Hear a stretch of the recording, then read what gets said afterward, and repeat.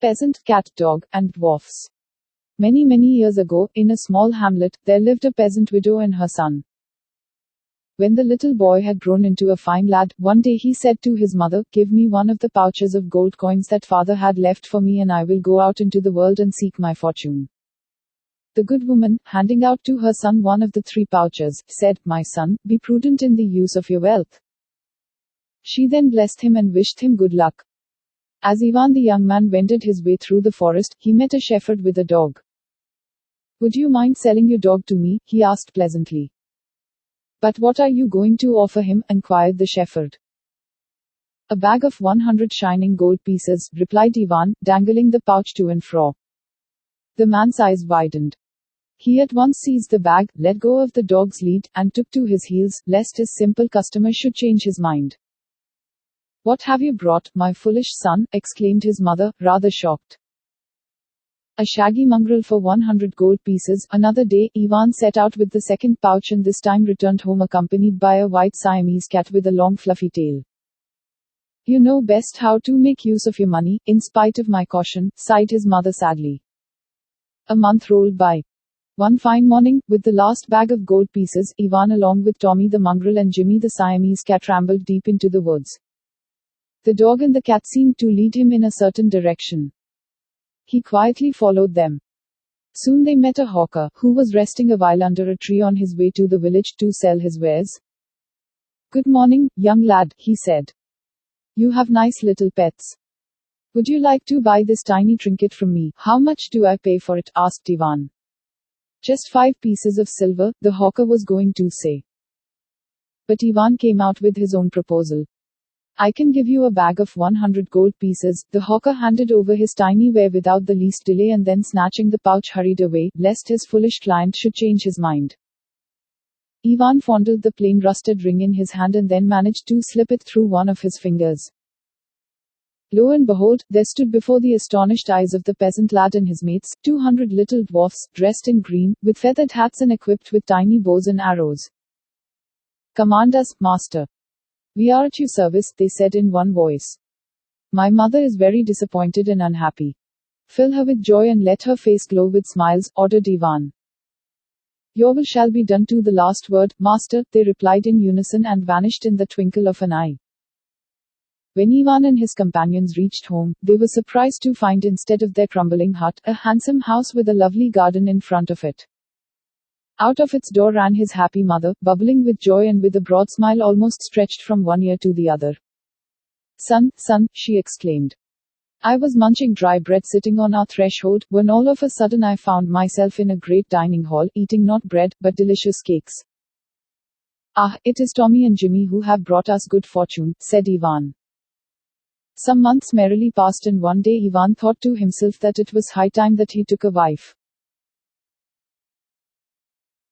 "The princess of our kingdom is very beautiful, I mean to marry her," he said to his mother. "What?" retorted the old woman rather stunned.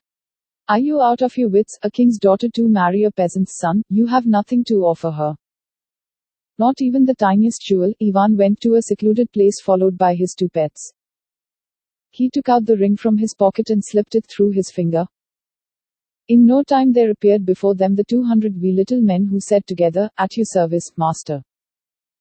Bring me a carriage drawn by 7 swiftest horses and load it with presents and gifts of the rarest kind," ordered Ivan. Mother and son got into the carriage that stood ready by the door and headed towards the palace.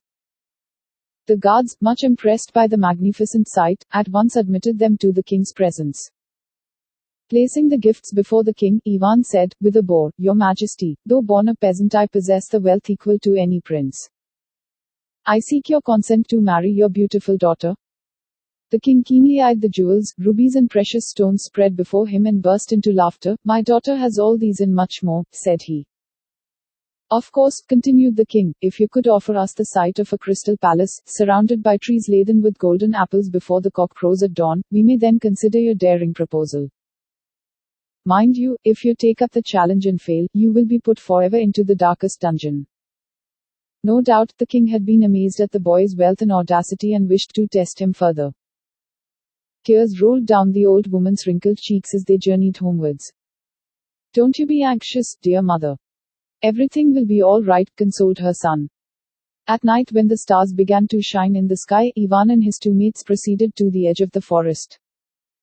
He slipped the ring through his finger and gave his orders to the 200 wee little dwarfs. On the morrow, when the king woke up from his sleep, he saw standing before his castle a crystal palace surrounded by trees of golden apples. He had no choice but to give his daughter's hand to the peasant lad. The wedding was held amidst gay festivities. They all lived happily. Alas, not for long. One day, an old wizard met the princess and told her to ask her husband the secret behind his marvelous achievements. Before he goes to sleep tonight, he added in a whispering tone, mix a spoonful of this powder to his drink. Once he consumes it, he shall utter nothing but the truth for one whole day. Princess Timura did exactly as the wizard had bid her to do. For many a time in her childhood he had entertained her with his magical tricks and she liked him. She learned the secret behind the crystal palace and garden of golden apple trees and informed the wizard. Ah, ha, chuckled the toothless old man, a mere rusted trinket is leading this poor peasant to the throne. Well, the king had already announced that since he has no son, Ivan will succeed him. At nightfall, when the palace lay in deep slumber and all was quiet, except the rhythmic sound of the crickets, the envious wizard changed himself into a bumblebee. He whizzed past the half-open window and entered the chamber of Ivan and Timura, who were fast asleep. Stealthily he crept into Ivan's pocket, got hold of the ring in his mouth, and flew off into the woods. Morning found Ivan and Timura sleeping in the barren field. The crystal palace in the garden of golden apples had clean disappeared.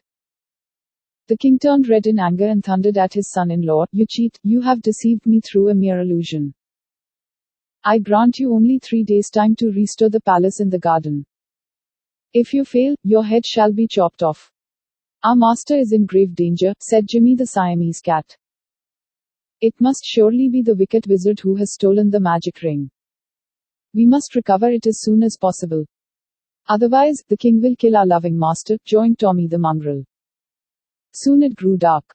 The world was still when a little mouse crept out of a hole. Jimmy was about to pounce on it when it said, "Spare me, brother cat. I can help you to retrieve the magic ring. I know where the wizard has hidden it, for I often frequent his place."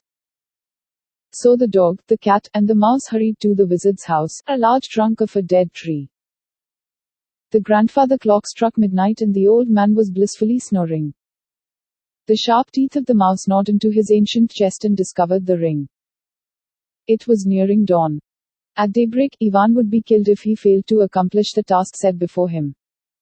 The dog and the cat ran almost faster than the wind to their imprisoned master.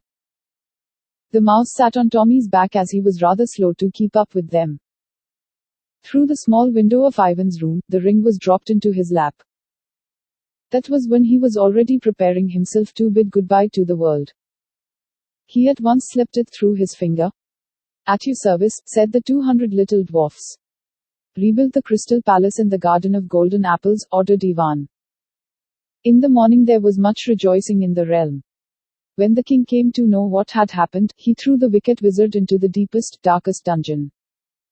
Soon Ivan the peasant and Princess Timura were crowned the king and the queen of the land. And the greatest of the enemies, the dog, the cat, and the mouse, became the best friends and lived in the kingdom as respected royal subjects. Thanks for listening. Please do like, share and subscribe to our channel. See you with another story.